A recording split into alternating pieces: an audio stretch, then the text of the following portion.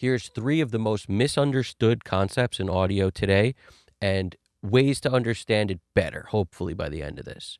The first, biggest, most important one: what level should your song be for Spotify or anything where you're uploading for streaming or YouTube or any of that? Here's the answer. Not negative 14 LUFS. Not. If you research this stuff, the first thing that comes up is Spotify recommends negative 14. Do you know who doesn't listen to that? Doesn't care about that in the least? All the guys mixing and mastering the songs for all the artists you probably listen to. That means Serban, Chad Blake, Andrew Sheps, CLA, TLA, Dave Pensato, Jason Joshua. The list goes on and on and on. You know, they don't care at all about where they fall in the negative 14 LUFS integrated spectrum. They don't care. Why don't they care? Because it doesn't matter. When you're mixing your song, the goal is always the same. It's how to get this to be as impactful as possible, which means a balance between dynamic range and also power and volume and loudness and a balanced frequency spectrum. That's the goal. And as soon as you push that too much, things start to sound bad. So the goal is always, what can you get it to where you get the most emotion with the least amount of destruction that is not acceptable to you? Because some people want more. They want to destroy what they're doing sound-wise so much to get it as loud as possible. That's a choice. It's not right or wrong. It's what you prefer for you.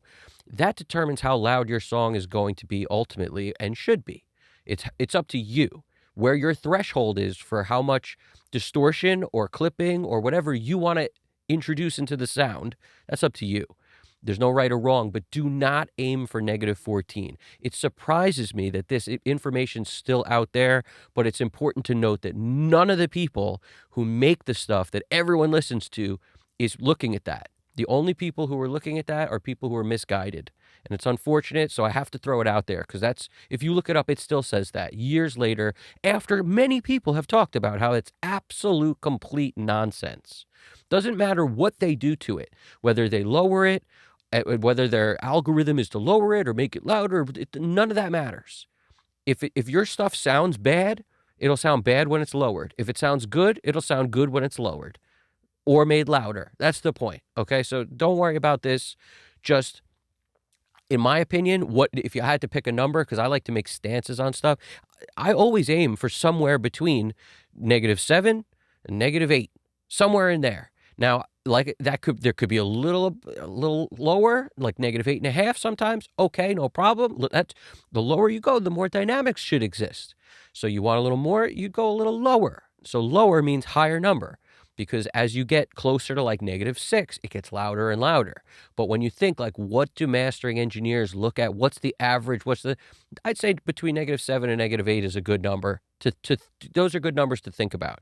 Now, I do find with some music, it's better to keep the dynamics in there because it'll feel like it gets bigger in the parts that get bigger and it gets smaller in the other parts. So maybe -8, -9 or something like that. So that's the range. It's a sweet spot.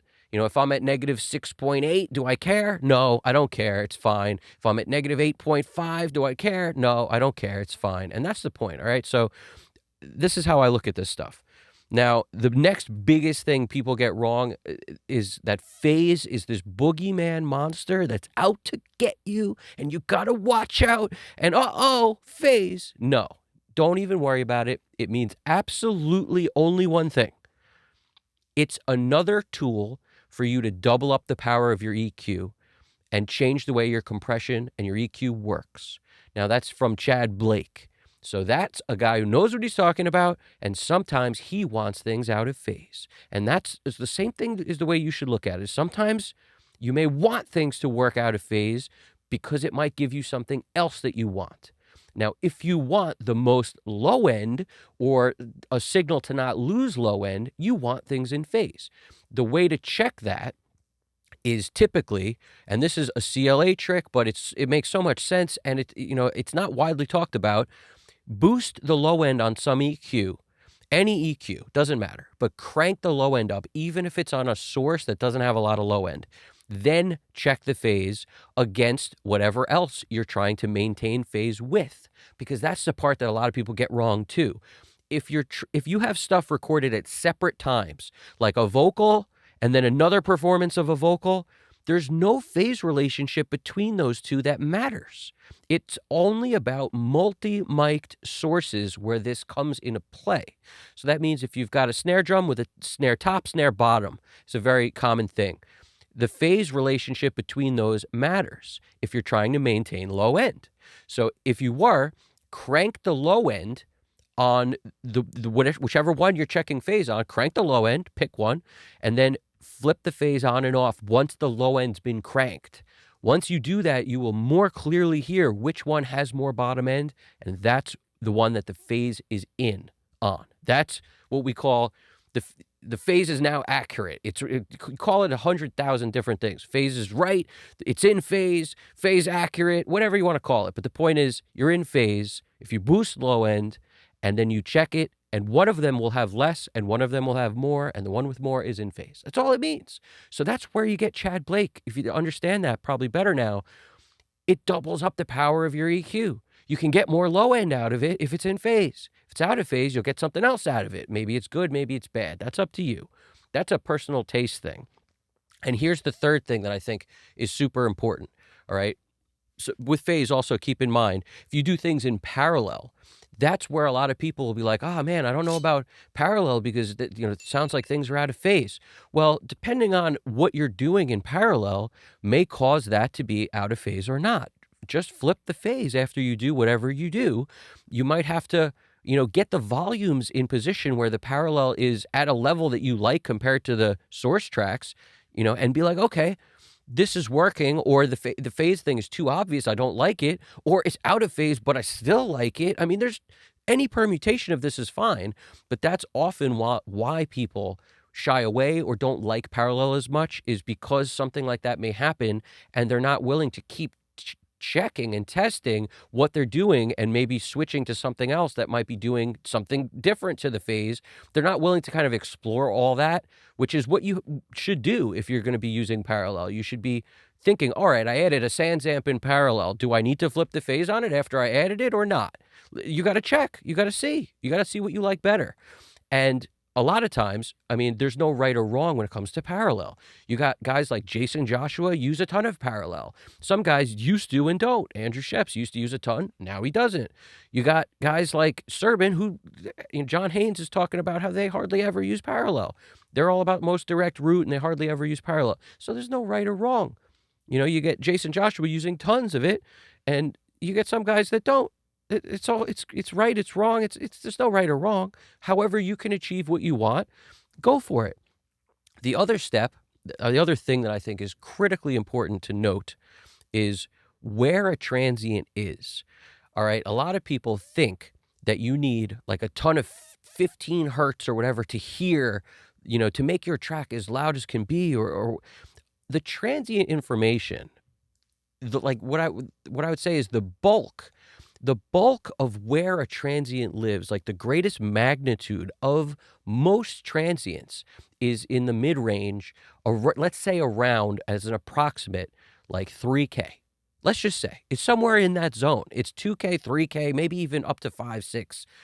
So depending on the instrument, the most information on the transient, which is the quickest thing that hits in the very first beginning of the sound, right? So if you think about it like that, you realize that sometimes it doesn't matter if you duck out low-end information, you'll still get the transient. The transient will still attack. It'll hit your ears. And you could use this to your benefit when you're mixing. Some instruments, if you just maintain the transient, you think it's still there, even if you're ducking some low-end out of it. And then after the transient, if that information comes in, you've now solved a big problem, which is how to not eat up room within my limiter, within my compression, on my mix bus, how to not eat up all the room because all the transients are hitting at the same time. All the low end is blowing the speakers up at the same time. It's all blasting out. you can cut things away and your ear won't know what you've taken away if you maintain some of the transient. And like I said, a lot of times the transient information is not 50 hertz, 30 hertz, 20 hertz. So keep this stuff in mind. It's all very critical. All right. And I'll give you one bonus one on top of this. It's so many times people think loudness comes from 20 hertz or a powerful, thick, low end, like 20 hertz is what makes their mix sound good and thick as opposed to thin. It's not. That's not what it is. Our ears perceive the mid-range way more than we perceive the low end. So as a result, the loudest, most powerful mixes are usually mid-range focused mixes. There's some bright, shiny stuff on top to make us feel like it sounds expensive, but the mid-range, the snare is typically the loudest thing in mixes that feel the loudest because that snare information, most of it is in the mids. So when you think about, should you be using a high-pass filter or something, a lot of people get this so crazy wrong, and they don't realize that so much gear, just by running through the transformers on the gear, it did something to the low end where it rolled some of that off, and nobody cared for all the years that some of the best-sounding hip-hop stuff was ever made on consoles using transformers with analog gear, and all that stuff is doing the thing you don't want to do when you think, oh, I don't want to roll off anything below 20 hertz. I can't do it. It's like, man, you don't get the history. So I hope people realize what I'm talking about. Also, any other tips you guys think is, largely misinformation, crazy misinformation out there that people are getting wrong. I can't even believe that Spotify thing still exists. Very crazy to me that there's still people being misled to this day. And it's always the people, who look up those answers. Because the ones that don't, it's almost like the more of an approach you take where it is all about what it sounds like and not about the rules at all, you would win in that circumstance. And the guys who've done stuff for these major artists are also confident that they would never look at what something's telling them to do and listen to it. Or at least that's my take on why they never cared about it and all their stuff, or maybe they just do so much stuff for people that like they did that once and realized it was trash, so they would never listen again. That could be too. Either way, throw any other stuff like this in the comments. I know people could learn from it. Hit the like button, subscribe if you haven't already. Evan Jaffe, Custom Cut Studios, tons more tips to come. You guys got this. Take it easy.